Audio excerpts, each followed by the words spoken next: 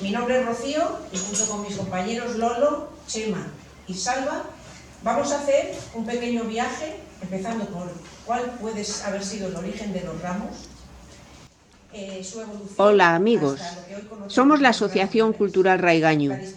Nacimos como asociación en 1996, hace ya 28 años, para intentar paliar, en la medida de nuestras fuerzas, la negligencia, el abandono e incluso beligerancia de las autoridades culturales competentes hacia la cultura identitaria leonesa.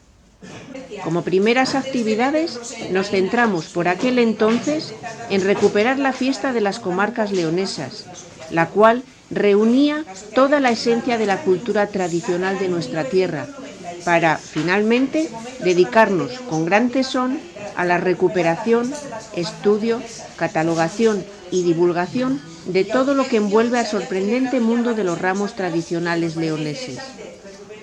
Pero nada de lo concerniente a León nos es ajeno. Por eso, en un día como este, en el que celebramos los logros democráticos de nuestros antepasados, queremos estar a vuestro lado en la tarea de divulgar lo leonés y felicitar al colectivo leonesista en Cataluña 1188 por esta iniciativa de leer públicamente los decreta del Reino de León, reino reconocido por la UNESCO como cuna del parlamentarismo. Paisanos, paisanas, prestoso y galloleiru día.